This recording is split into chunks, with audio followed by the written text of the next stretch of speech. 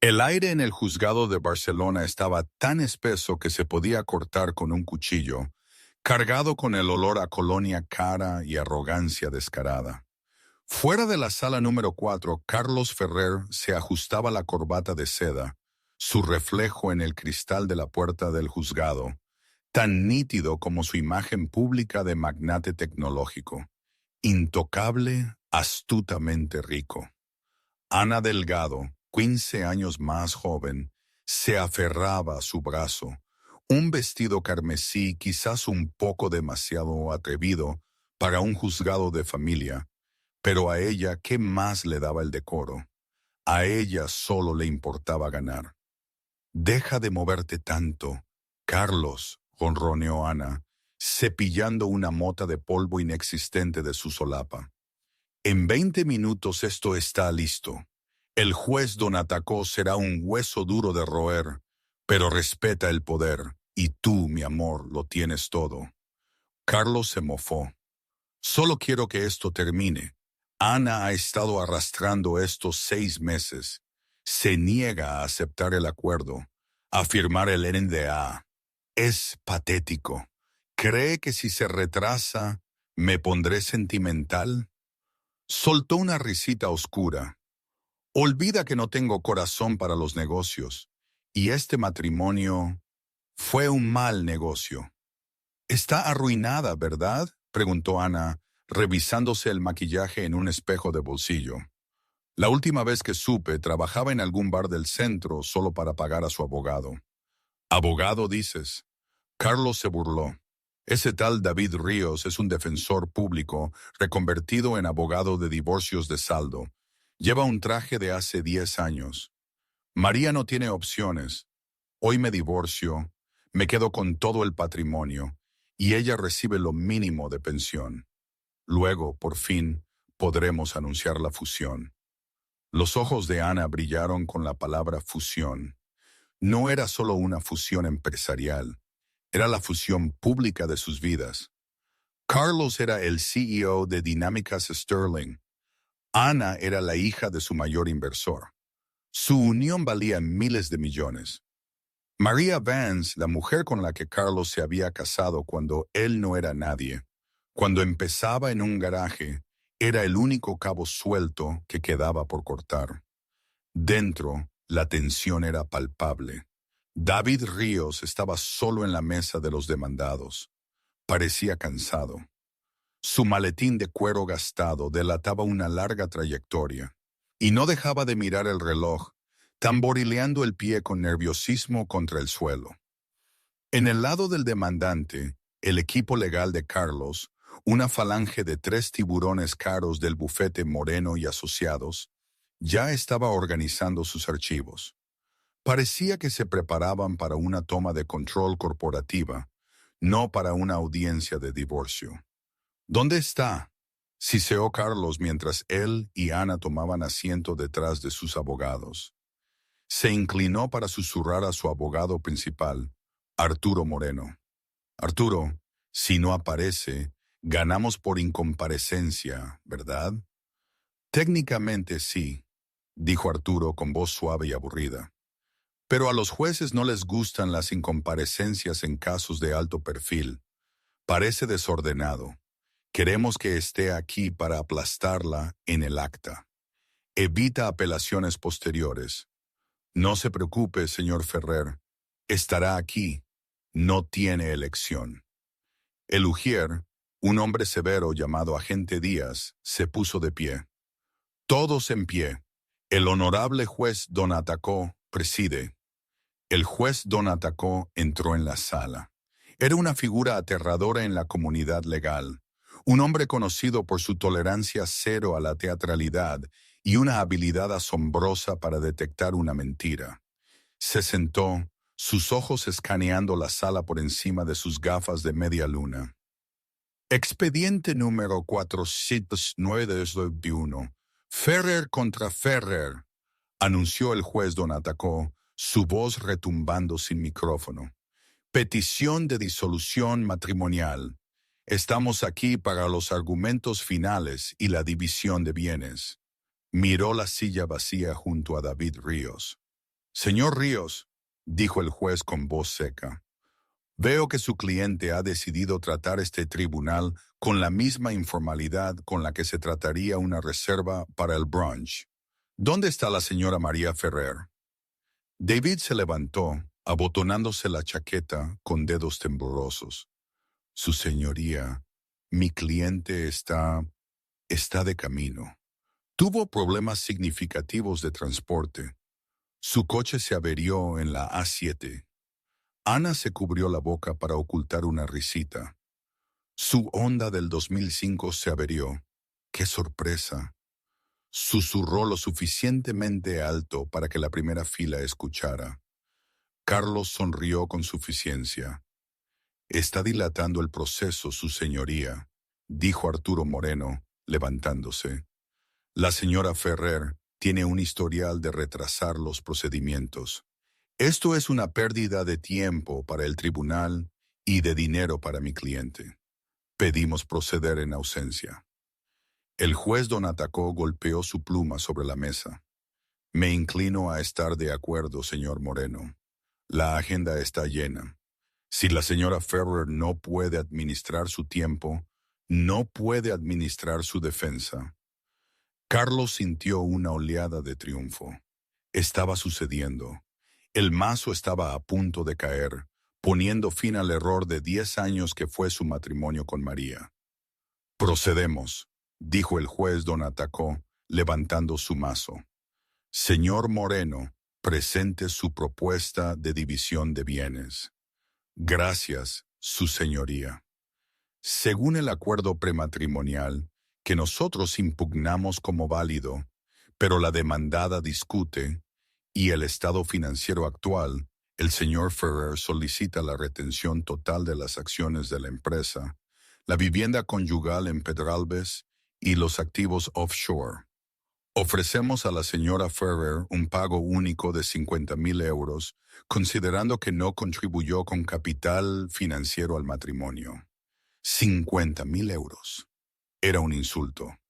Menos de lo que Carlos gastaba en joyas para Ana en un mes. Hecho, pensó Carlos. Soy libre.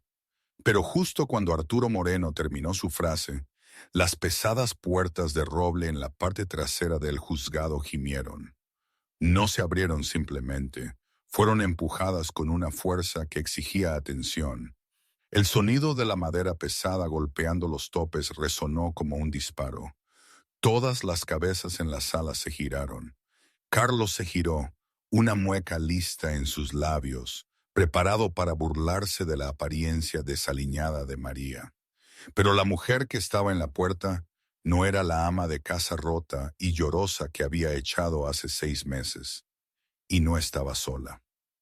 Mirando atrás, creo que el momento en que entendí todo de una forma nueva, el día en que Carlos y yo nos separamos oficialmente, no fue en el juzgado, fue mucho antes. Carlos cambió cuando el dinero empezó a llegar. Ya no era ese chico de garaje con sueños. Se obsesionó con el estatus, con el nombre. Y yo era demasiado sencilla, ¿sabéis? Prefería leer novelas baratas que ir a galas. Vestía vaqueros, no alta costura. Le recordaba su pasado humilde y él quería borrarlo. Cuando me echó de nuestra casa, la que yo ayudé a pagar con cada euro ganado de mis turnos, con cada plato servido en el diner, me sentí pequeña. Recuerdo haber pasado días en mi minúsculo apartamento, que era del tamaño de un armario en el barrio de Gracia. Me preguntaba si realmente me merecía aquello. Mis padres siempre me habían enseñado que uno construye su vida con esfuerzo, que el valor está en la integridad, no en el brillo del oro.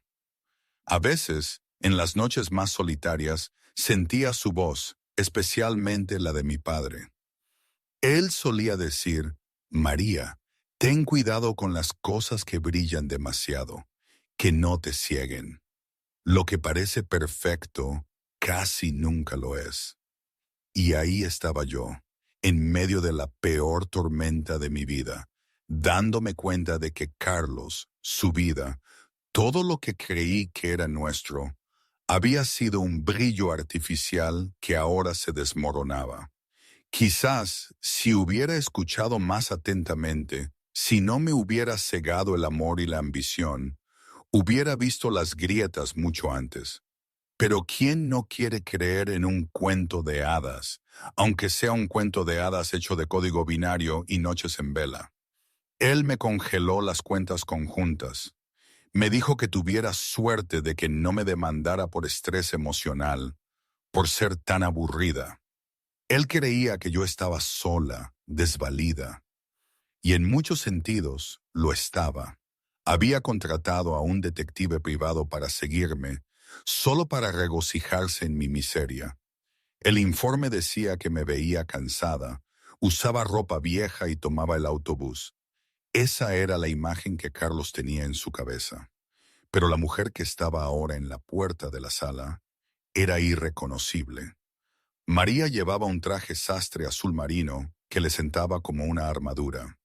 Su cabello, usualmente recogido en un moño desordenado, estaba suelto en ondas castañas brillantes que caían sobre sus hombros. Llevaba poco maquillaje, pero irradiaba una intensidad feroz y fría. Pero no era la ropa, eran sus ojos. El miedo había desaparecido. En su lugar, había un fuego frío y calculador que escaneó la sala y se posó directamente en Carlos. «Pido disculpas por el retraso, su señoría», dijo María. Su voz era firme, clara y melódica. Llenó la sala sin esfuerzo. Tuve que asegurarme de que mis acompañantes estuvieran listos. ¿Acompañantes? El juez don Atacó levantó una ceja. Señora Ferrer, ¿sabe que esto es una audiencia de divorcio, no un baile de debutantes? Soy consciente, juez don Atacó, dijo María, entrando por completo en la sala. Pero estos no son solo acompañantes, son pruebas. Se hizo a un lado. Detrás de ella emergieron dos pequeñas figuras. La sala quedó en absoluto silencio. Incluso la taquígrafa dejó de teclear. Eran gemelos, un niño y una niña de no más de 4 años. Vestían impecablemente, el niño con un pequeño blazer que hacía juego con el traje azul marino de María, la niña con un vestido azul marino y un lazo blanco. Tenían el cabello oscuro y rizado, tenían los pómulos altos, y tenían la nariz de Carlos Ferrer. Tenían la barbilla de Carlos Ferrer. Carlos sintió cómo la sangre se le helaba en la cara. Se puso de pie, sus rodillas golpeando la mesa. ¿Qué? ¿Qué es esto? Ana le agarró el brazo, sus uñas hundiéndose en su piel. ¿Carlos? Siseó, su voz subiendo una octava. ¿Quiénes son esos niños? ¿Por qué se parecen a ti? María caminó por el pasillo central, sosteniendo la mano de cada niño. El sonido de sus tacones resonando en el suelo era el único en la sala. No miró a Carlos. Caminó directamente a la mesa de los demandados, subió a los niños al banco junto a David Ríos y luego se giró para enfrentar al juez. «Su señoría», dijo María, su voz resonando. «Presento formalmente al tribunal a Leo y Mía Ferrer, el hijo y la hija de Carlos Ferrer». «¡Objeción!», gritó Arturo Moreno, aunque sonaba inseguro. Esto es una emboscada. No hay hijos en este matrimonio. El señor Ferrer ha declarado repetidamente, bajo juramento, que el matrimonio no tenía hijos». El juez don Atacó miró a Carlos. Los ojos del juez eran como láseres. «Señor Ferrer, ¿es esto cierto? ¿Ha cometido perjurio con respecto a la existencia de dependientes?» Carlos jadeaba. Yo no sabía», balbuceó. «Ella nunca me lo dijo. Hemos estado separados 6 meses». Pero esperó, hizo las cuentas en su cabeza. Los gemelos parecían de 4 años. «¿4 años?», gritó Carlos, señalando con un dedo tembloroso a María. «Vivíamos juntos hace 4 años. ¿Cómo pudiste esconderme gemelos en mi propia casa?» «No los escondí en tu casa, Carlos». dijo María con calma. Los escondí en el único lugar donde nunca miraste, en mi vida. ¿Dónde? Gritó Carlos. Tu vida. Nunca estabas en casa, Carlos. Estabas en Tokio, en Londres, en Nueva York. Venías una vez al mes a cambiar de maleta. Y cuando estabas en casa, dormías en el ala de invitados. Ni siquiera te diste cuenta de que estaba embarazada. Usaba ropa suelta y nunca me miraste, ni una sola vez. La sala estalló en murmullos. ¡Orden! El juez don Atacó golpeó su mazo. ¡Orden en esta sala! Ana se puso de pie, su rostro retorcido de furia. Está mintiendo. Míralos. Podrían ser de cualquiera. Seguramente los adoptó para conseguir más pensión. Es una estafa. María se giró hacia Ana lentamente. Le ofreció a la amante una pequeña sonrisa compasiva. ¿Una estafa? María metió la mano en su maletín y sacó una gruesa carpeta azul. Tengo aquí mismo las pruebas de ADN realizadas por un laboratorio independiente la semana pasada, pero eso no es lo único que tengo. Golpeó la carpeta sobre la mesa. También tengo los documentos del fondo fiduciario. Los ojos de Carlos se abrieron. ¿Qué fondo fiduciario? El fondo fiduciario del legado Ferrer, dijo María. El que tu abuelo estableció en 1925. El que me dijiste que se había disuelto hace años. Carlos se quedó helado. Sabía exactamente de qué fondo hablaba. Era el fondo del juicio final, una acumulación masiva de activos que su abuelo, el fundador original de la fortuna Ferrer, había bloqueado. Ese fondo está vacío, mintió Carlos. El sudor perlaba su frente. ¿Lo está? María abrió la carpeta. Porque según los estatutos del fondo, los activos permanecen congelados hasta el nacimiento del primer heredero varón, directo de la línea de sangre Ferrer. Al nacer un heredero, el fondo se activa, y el único fiduciario, la persona designada para administrar los miles de millones hasta que el heredero cumpla los 18 años, es la madre del heredero. María miró a Carlos, sus ojos duros como diamantes. Esa soy yo, Carlos, lo que significa que, a partir de este momento, no solo poseo mi mitad de los bienes matrimoniales, controlo los derechos de voto de toda tu empresa. El silencio que siguió fue pesado, sofocante. Fue el sonido de una dinámica de poder que se desplazaba tan violentamente que se llevó el aire de la habitación. Arturo Moreno, el abogado tiburón de Carlos, se desplomó en su silla. Conocía la ley. Si ese fondo existía y si esos niños eran reales, su cliente ya no era el hombre más rico de la sala. Era un subordinado. El rostro de Carlos pasó de pálido a un rojo intenso y abultado. Eso es imposible. El abuelo nunca lo haría. Te odiaba. Pensaba que eras una cazafortunas. Pensó que yo era leal, replicó María, y sabía que tú eras imprudente. Escribió esa cláusula para asegurar que la fortuna Ferrer fuera a la familia, no a tus adquisiciones. Miró a Ana. Ana se rompió. Había pasado 2 años cultivando a Carlos. Había soportado su arrogancia, su temperamento y sus extraños hábitos porque se suponía que la recompensa sería una riqueza ilimitada. Ahora, esta camarera decía que tenía las llaves del reino. «Bruja mentirosa», chilló Ana. Se abalanzó, derribando una jarra de agua sobre la mesa del demandante. «Tú falsificaste a esos niños. Seguramente te acostaste con su hermano». «Usted, señorita Delgado, siéntese», gritó el juez don Atacó. «No», gritó Ana, su compostura completamente destrozada.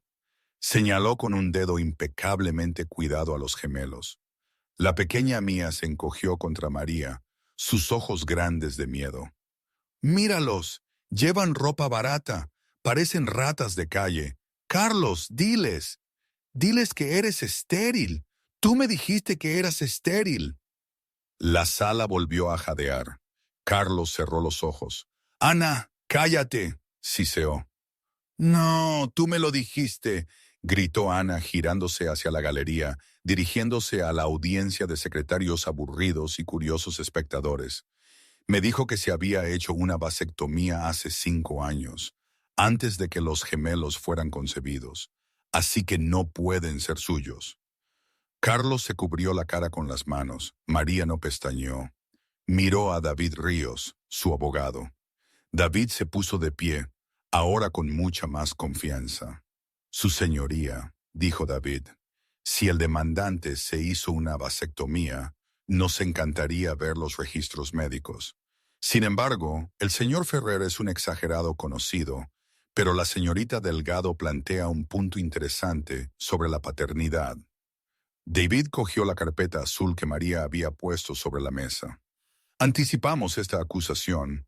Estamos encantados de someter a los niños a una prueba de ADN ordenada por el tribunal ahora mismo, pero también solicitamos una cosa más. ¿Y qué es eso, señor Ríos?, preguntó el juez don Atacó. Solicitamos una prueba de ADN para el señor Ferrer también, dijo David. No para probar que es el padre, sino para probar que no es quien dice ser. La cabeza de Carlos se levantó de golpe. ¿De qué demonios estás hablando? Mi cliente tiene motivos para creer, dijo David, bajando la voz a un peligroso susurro, que el hombre que está aquí, que afirma ser Carlos Ferrer, que afirma ser el CEO de Dinámicas Sterling, ha estado cometiendo fraude de identidad durante los últimos 3 años. Ana se quedó helada, miró a Carlos. ¿Fraude de identidad? Esto es una locura. Estoy loco, gritó Carlos, golpeando el puño sobre la mesa. Soy Carlos Ferrer. Yo construí esta empresa. ¿Lo hiciste? María habló suavemente. ¿O robaste el código de tu socio José antes de que muriera en ese accidente hace 3 años? ¿Y ocultaste el hecho de que José era en realidad tu hermanastro, el verdadero heredero? Las vueltas se acumulaban tan rápido que la taquígrafa tuvo que detenerse y sacudir las manos. «Esto es absurdo», gritó Arturo Moreno. «Su señoría, esto es un circo. Solicito un receso». «Denegado», dijo el juez don Atacó, su voz fría como el hielo. Se inclinó hacia adelante, mirando atentamente a los gemelos. Miró al pequeño Leo. Entonces el juez hizo algo que nadie esperaba. El juez don Atacó se quitó las gafas. Miró a María con una expresión extraña y suavizada. El juez don Atacó me lo contó después, mucho tiempo después, en su despacho, mientras los niños jugaban tranquilamente. Me dijo que, en ese momento, cuando le pedí que acercara a Leo al estrado, algo en su instinto paternal se activó. Para mí era un juez aterrador, pero para él, la vio a la pequeña criatura de pie allí, bajo la luz fría del juzgado. Vio el rizo de su cabello, la forma de sus ojos, la barbilla. Y luego, me dijo, notó la pequeña y peculiar marca de nacimiento en el cuello del niño, una marca en forma de estrella. Su corazón se le cayó al estómago. Era la marca de la familia Torres, la misma marca que tenía su propio hijo, José, la misma que él, don Atacó, también tenía. Se dio cuenta, en un instante brutal, que ese niño, al que no conocía, llevaba la huella genética de su estirpe. La ira lo cegó. Él, que era la encarnación de la ley, de la justicia fría, sintió como una furia personal le quemaba las entrañas. Se preguntaba, ¿cómo es posible?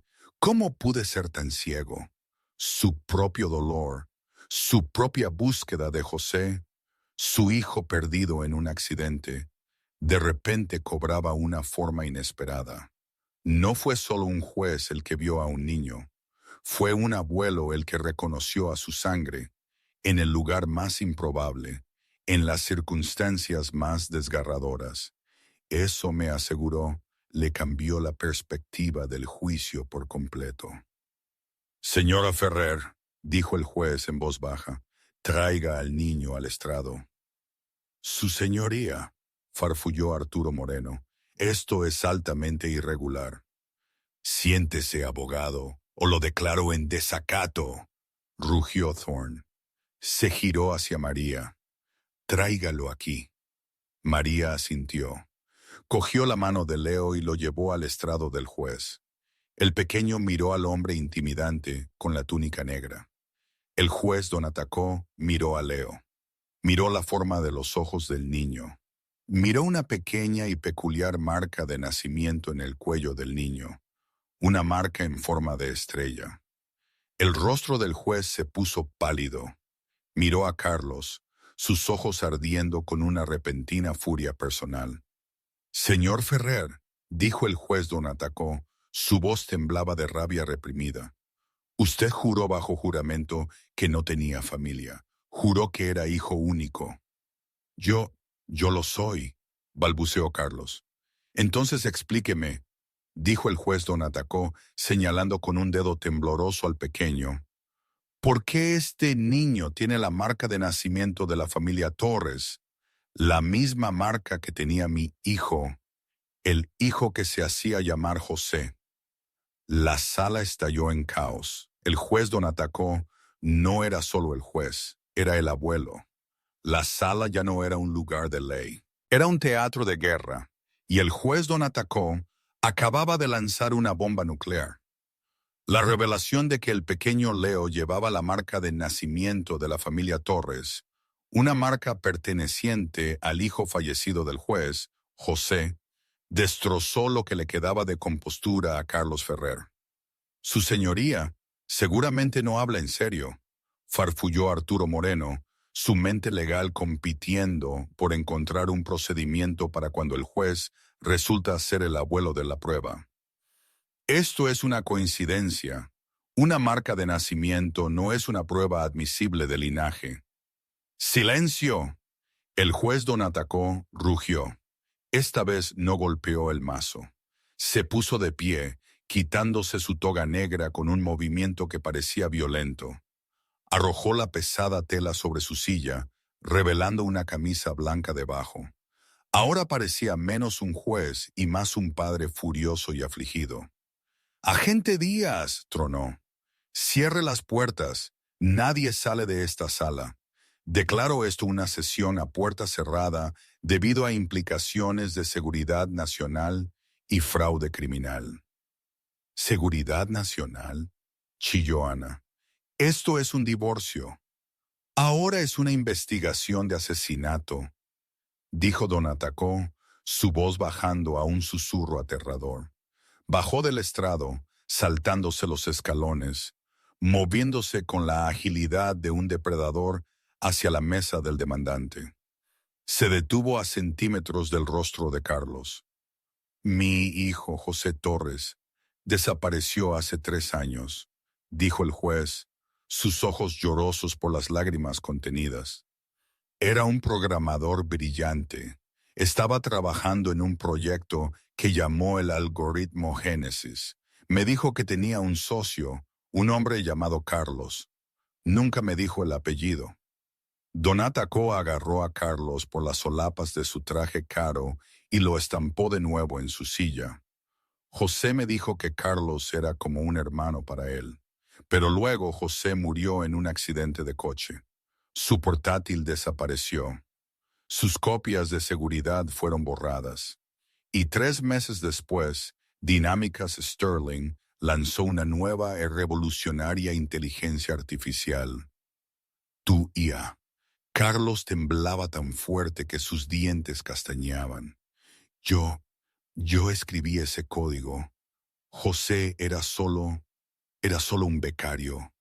No sabía nada. Mentiroso. La voz de María cortó la tensión. Se puso de pie, protegiendo a los gemelos detrás de ella. José no era un becario, Carlos. Era el genio. Tú eras la cara, tú eras el vendedor, y estabas celoso. María se acercó a la mesa de pruebas y cogió una memoria USB que había colocado allí antes. José me envió un correo electrónico la noche que murió, reveló María. Éramos amigos, Carlos. ¿Sabías que mientras tú estabas haciendo networking con inversores, José venía a cenar? Se quejaba de que lo presionabas para vender el algoritmo a un contratista militar extranjero. Él se negó. Quería que fuera de código abierto para ayudar a la gente. María levantó la memoria USB. Esta es la copia de seguridad, la que no pudiste encontrar. Tiene el código fuente con la marca de tiempo de 2 semanas antes de que lo inventaras. Y tiene un diario en video. Arturo Moreno empezó a guardar rápidamente su maletín. Señor Ferrer, le aconsejo que no hable. De hecho, me retiro como su abogado inmediatamente. «¡No puedes dejarme!», gritó Carlos, agarrando el brazo de Arturo. «Te pago una fortuna». «Me pagas con dinero robado», siseó Arturo, soltando el brazo. «No voy a ir a prisión por ser cómplice de espionaje corporativo y posible homicidio. Estás solo». Arturo se dirigió a la parte trasera de la sala, pero el agente Díaz se interpuso frente a las puertas cerradas con los brazos cruzados. El juez dijo: «Nadie sale. Abogado, siéntese». Ana hiperventilaba. Miró a Carlos, luego al juez, luego a las paredes que se cerraban. Se dio cuenta de que el estilo de vida de multimillonaria que le habían prometido se estaba evaporando. Había apostado al caballo equivocado.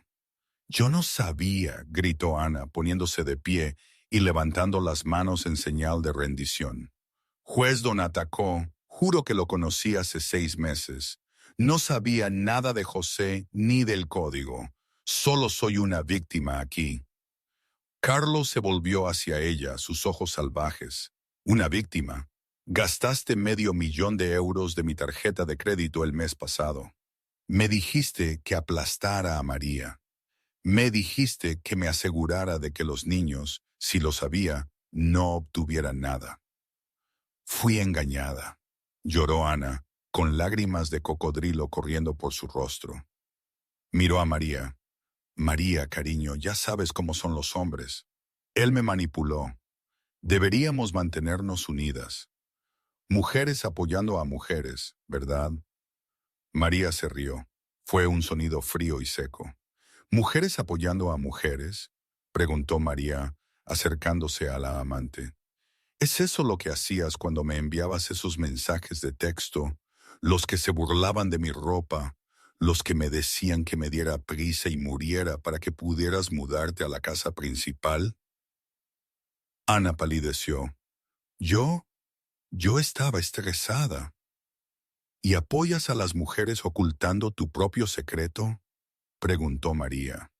Miró a David Ríos. «David, muéstrale la prueba C». David sacó una sola hoja de papel de su maletín maltrecho y la deslizó sobre la mesa hacia Ana. Ana miró el papel. Sus ojos se abrieron de par en par. «Así es», dijo María. «Yo también tengo un investigador privado, Ana. Y a diferencia del de Carlos, el mío es realmente competente». Ana se quedó mirando el documento.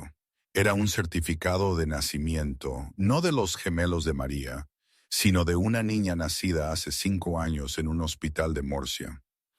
«Tienes una hija, Ana», dijo María suavemente. «Se llama Estrella. Vive con tu madre en un parque de caravanas en Cuenca. No la has visto en 2 años. Les envías 500 euros al mes, dinero para callar, mientras tú usas zapatos que cuesten 2.000 euros. La sala volvió a quedar en silencio. La imagen de la glamurosa socialite se desmoronó, revelando a una mujer desesperada y egoísta que había abandonado a su propio hijo para perseguir a un multimillonario.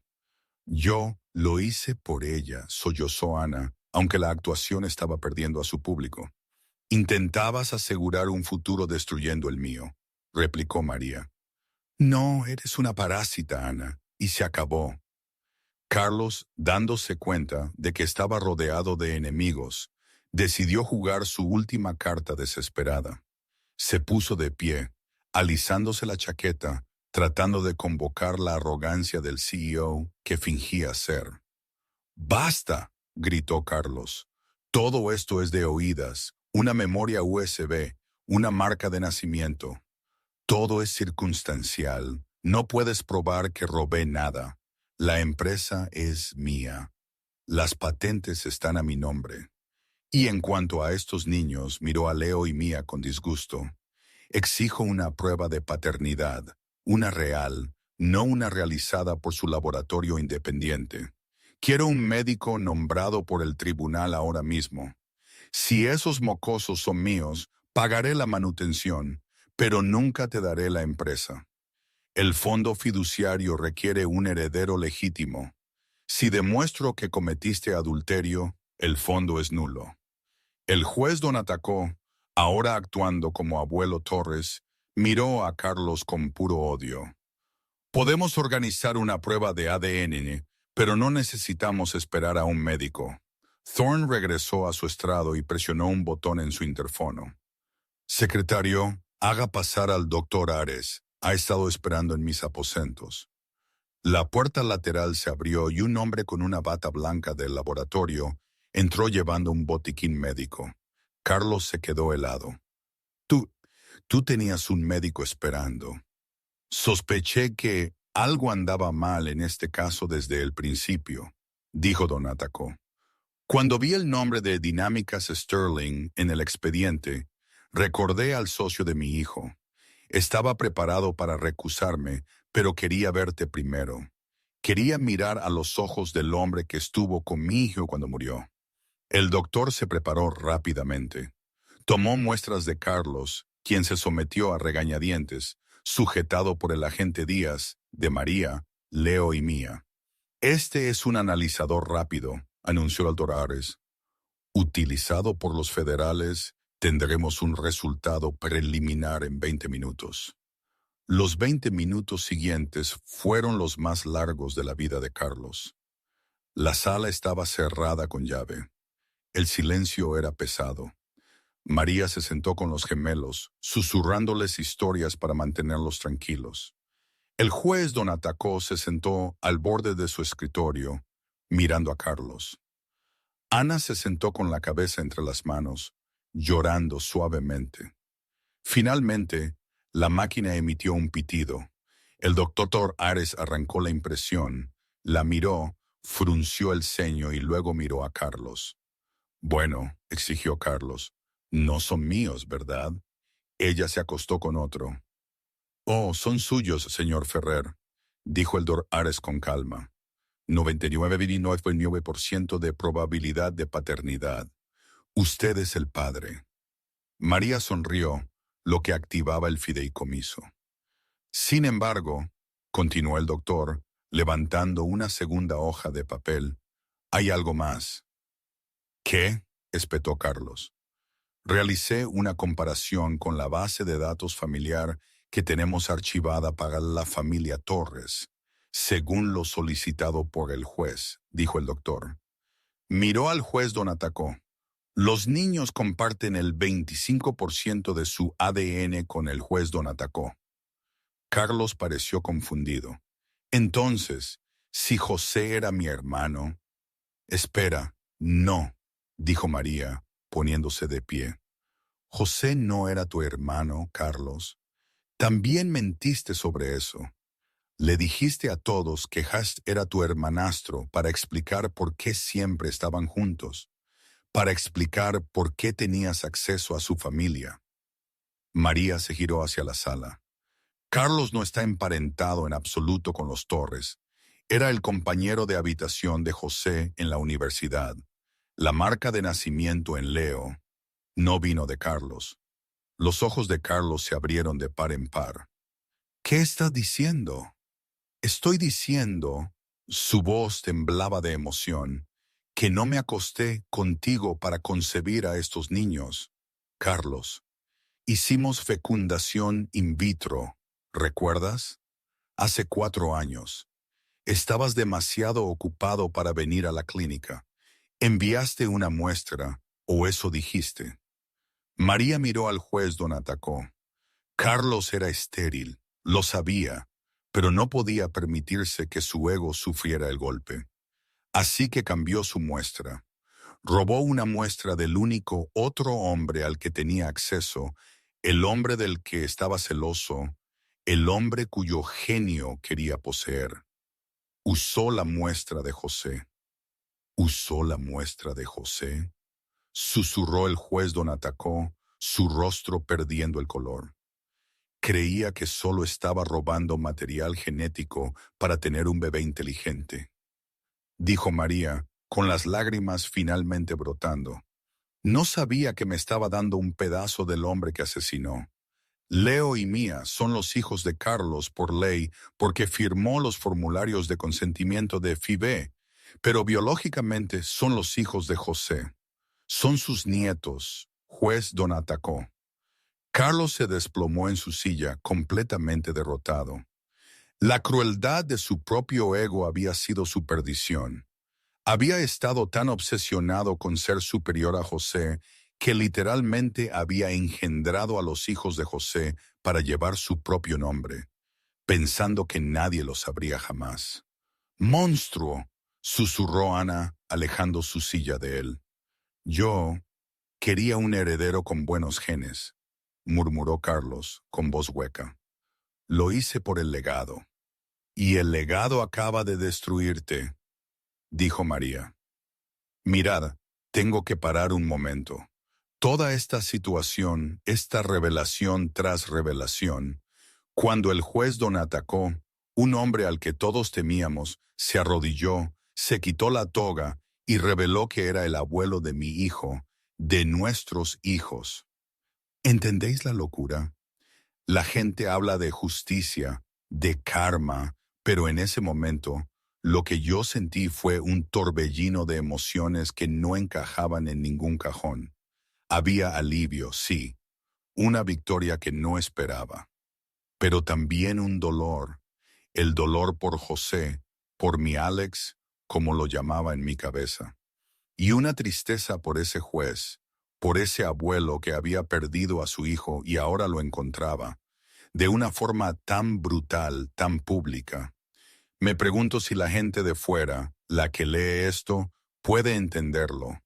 No fue solo un juicio, fue la revelación de una verdad que se había cocido a fuego lento en lo más profundo de la traición. La vida no es una película donde todo encaja perfectamente al final. Mis sentimientos eran un nudo. Alegría, tristeza, rabia, una mezcla explosiva. Fue como una bomba, sí, pero una bomba que hizo más que destruir. Una bomba que de repente te muestra todo un paisaje que antes no veías. Te enseña la verdad, pero esa verdad te quema las manos. Fue agotador, abrumador. Una parte de mí solo quería salir corriendo de allí y gritar. Pero los niños, ellos eran mi ancla. Su existencia era la prueba viviente de la verdad, y por ellos tenía que aguantar. Por ellos tenía que ser fuerte. La revelación de que Carlos había robado el material genético de un hombre muerto, el mismo hombre al que se le acusaba de matar, flotaba en el aire como una nube tóxica. El silencio en la sala número 4 era absoluto, roto solo por la respiración entrecortada de Carlos Ferrer. El juez don Atacó, un hombre conocido por su férrea compostura, parecía haber sido golpeado físicamente. No solo bajó del estrado, descendió como un hombre sonámbulo. Pasó de largo a su secretario, al ujier, y caminó directamente a la mesa de los demandados donde estaban los gemelos. Cayó de rodillas. La tela cara de su toga judicial se arrastró por el suelo sucio de la sala, pero no le importó. Miró a Leo buscando en el rostro del niño. Trazó la línea de la mandíbula del niño, el rizo de su cabello y finalmente esa marca de nacimiento en forma de estrella en su cuello. José, susurró don Atacó, su voz resquebrajándose con un dolor que había enterrado durante 3 años. Tienes los ojos de mi hijo.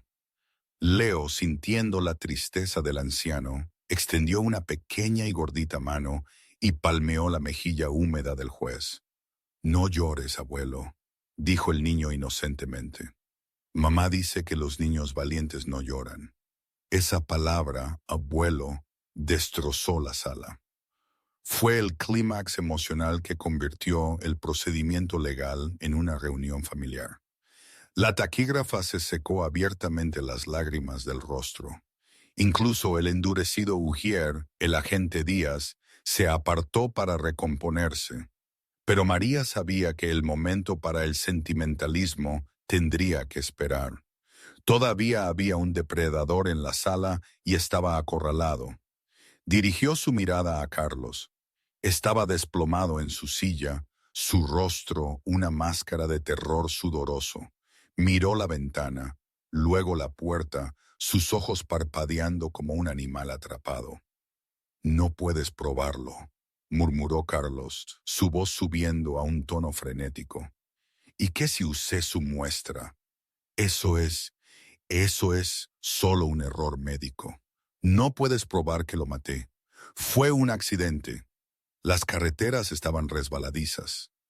María le hizo una señal a David Ríos. David, reproduce la prueba de... David conectó la memoria USB al sistema audiovisual de la sala. Una gran pantalla bajó del techo.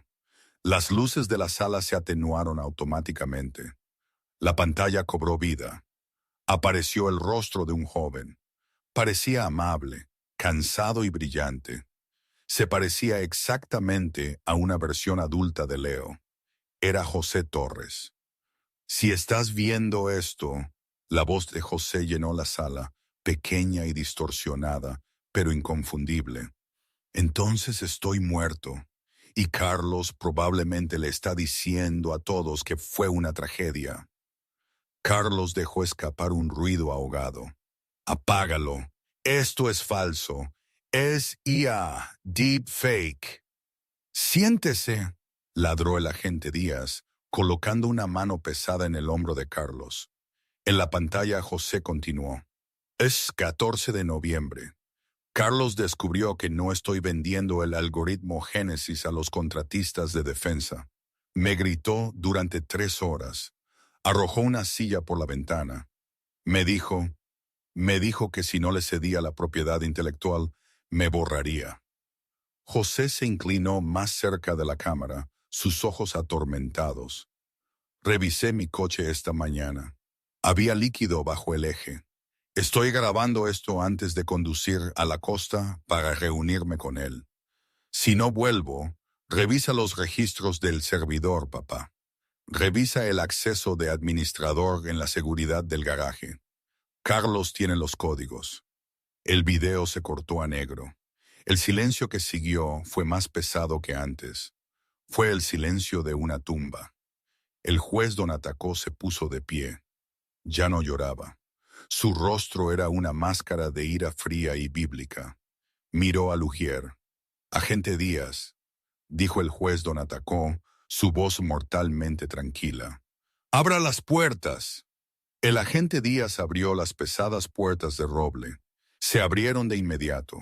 Entraron 2 detectives con trajes baratos, seguidos por una falange de 4 policías uniformados. El detective principal, un hombre con ojos cansados y una placa en el cinturón, escaneó la sala. ¿Carlos Ferrer?, preguntó el detective. Carlos retrocedió, derribando su silla. Retrocedió hasta que su espalda chocó con la mesa del demandante. No, espera. Tengo dinero. Puedo explicarlo. Era un negocio. Iba a arruinar la empresa. ¿Así que lo admites?, preguntó el detective, sacando un par de esposas de su cinturón. El metal hizo un ominoso clic. «Admito que quería el código», gritó Carlos, su fachada desintegrándose por completo. Era un tonto. Iba a regalarlo. Yo salvé la empresa. Yo construí este imperio. No pueden tocarme. ¿Saben quién soy? Sí, dijo el detective, haciendo girar a Carlos y estampándolo boca abajo sobre la mesa.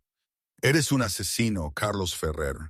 Estás arrestado por el asesinato en primer grado de José Torres, espionaje corporativo y fraude. Mientras las esposas se ajustaban firmemente alrededor de las muñecas de Carlos, clic, clic, clic, Ana Delgado soltó un grito horrorizado. ¡Asesino! Jadeó alejándose de él mientras los oficiales lo ponían de pie. Dormí junto a un asesino. Carlos la miró, sus ojos salvajes.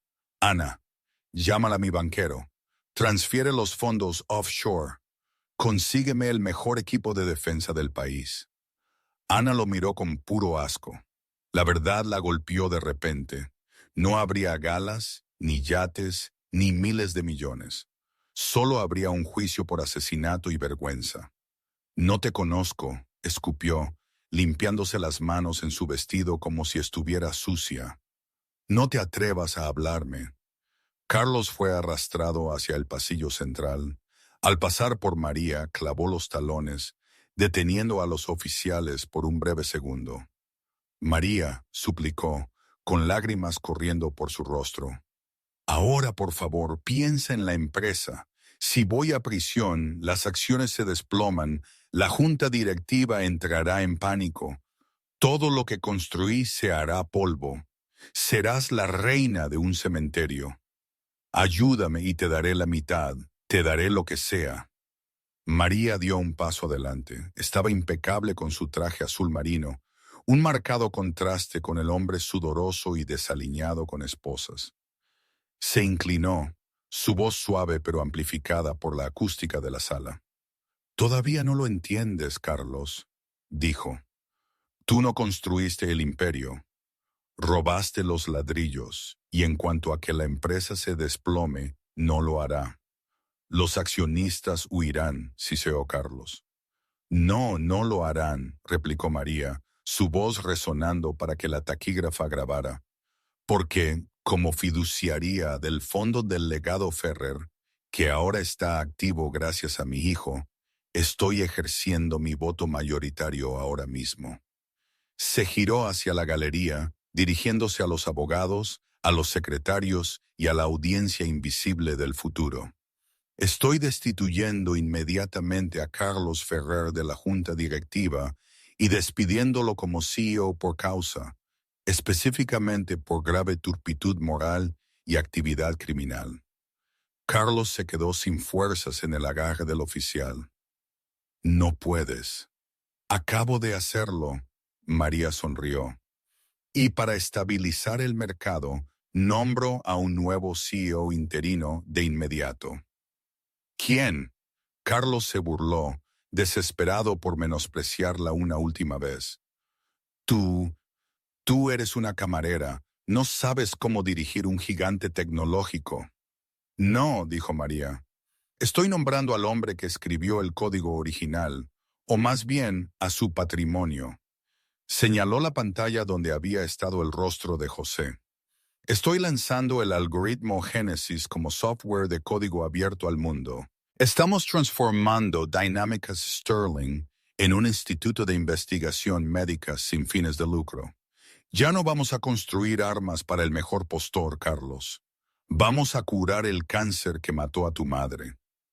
El rostro de Carlos se puso blanco.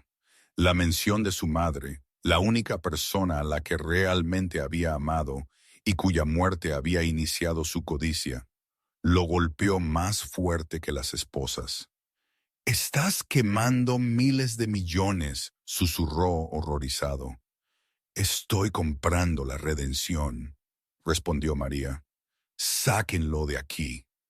Los oficiales lo arrastraron.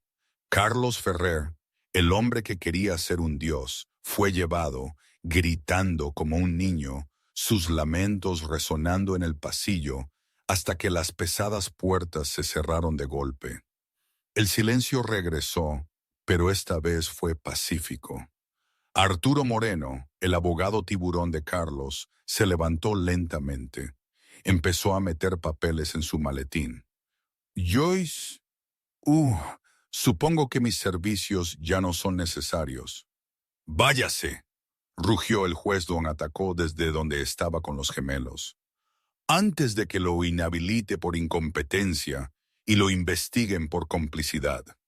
Moreno prácticamente salió corriendo de la sala. Eso dejó a Ana. Se quedó sola en la mesa del demandante, agarrando su bolso de diseñador. Su rostro estaba manchado de rímel. Miró a María tratando de convocar algo de su antigua arrogancia, pero fracasando miserablemente. María, comenzó Ana con la voz temblorosa. Mira, claramente ambas fuimos víctimas aquí. Él también me mintió. Yo no sabía nada del asesinato. No sabía nada de los gemelos. Forzó una sonrisa. Quizás, quizás podamos ayudarnos mutuamente. Mujeres apoyando a mujeres, ¿verdad? María rió. No fue una risa amarga. Fue la risa de alguien que ve una broma por lo que es. Se acercó a la ex amante. De cerca, Ana parecía vieja y cansada. El glamour era solo pintura. ¿Mujeres apoyando a mujeres?, preguntó María, ladeando la cabeza. ¿Es eso lo que hacías cuando me enviabas esos mensajes de texto llamando a mis hijos carga? ¿Es eso lo que hacías cuando le dijiste a Carlos que me cortara el seguro médico? Ana se encogió. Yo estaba bajo su influencia. Estabas bajo la influencia de la codicia, la corrigió María. Metió la mano en su maletín y sacó un archivo. No voy a demandarte, Ana. No quiero tu dinero. No quiero tus disculpas. Le entregó el archivo a Ana. Este es un billete de ida a Murcia. Sale en 3 horas. Ana miró el billete. ¿Murcia? Ve a ver a tu hija, dijo María con severidad. Ve a ver a Estrella. Tiene 5 años y cree que su madre está muerta porque nunca llamas. Ve a criar a tu hija, Ana. Si te veo en Barcelona otra vez, si te veo cerca de mi familia, entregaré los documentos fiscales que tengo sobre ti a Hacienda. Sé que no has declarado ni un céntimo de los regalos que Carlos te dio. Los ojos de Ana se abrieron de terror. Asintió frenéticamente, agarrándose el billete al pecho. Gracias, susurró, dándose cuenta de que estaba recibiendo una misericordia que no merecía. Se giró y corrió, sus tacones resonando en el suelo, huyendo de los restos de la vida que había intentado robar. Ahora la sala estaba verdaderamente vacía de enemigos. El juez don Atacó se acercó a María. Parecía 10 años más joven que hacía una hora. Sostenía firmemente las manos de Leo y mía. No sé qué decir, dijo don Atacó, su voz embargada por la emoción. Los criaste sola, los protegiste de un monstruo. Salvaste el legado de mi hijo cuando yo no pude. Ellos me salvaron a mí, dijo María, mirando a sus hijos. Quise rendirme tantas veces, pero los miraba y veía a José. Sabía que tenía que luchar. Ahora eres una mujer muy rica, María, dijo don Atacó. Controlas el fondo, controlas la fundación. No me importa el dinero, dijo María con honestidad. Solo quiero que ellos sepan quién fue realmente su padre. No Carlos, sino el hombre que les dio su chispa. Se lo diremos, prometió don Atacó. Todos los días. María se volvió hacia David Ríos. Su abogado estaba apoyado en la mesa, exhausto pero sonriendo, como si acabara de ganar la lotería. «Y tú», dijo María, acercándose a él, «tú tomaste este caso cuando todos los demás bufetes de Barcelona se reían de mí. Luchaste por una camarera contra un multimillonario». David se encogió de hombros, ruborizándose ligeramente. «Me gustan los desvalidos. Tienen mejores historias». «Ya no eres un defensor público, David», dijo María. «Voy a necesitar un asesor legal general para la nueva fundación Torres Vance. Alguien en quien pueda confiar.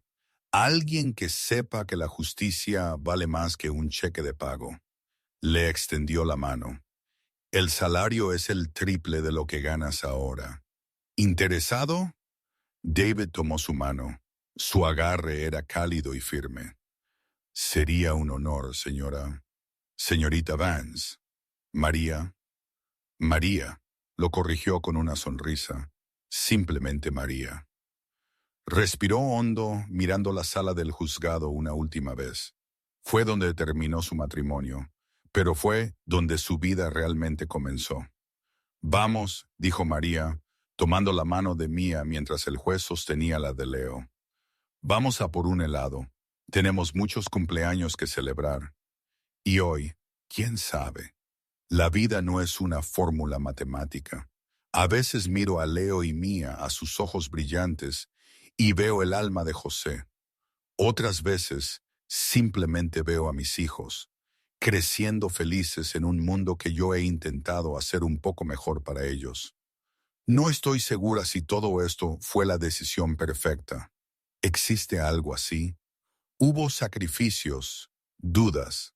Todavía hay noches en las que me pregunto si no debería haber optado por una vida más sencilla, más tranquila. Pero luego los miro a ellos, miro todo lo que hemos construido con la Fundación Torres Vance, y sé que, perfecto o no, esto es mío, es nuestra verdad.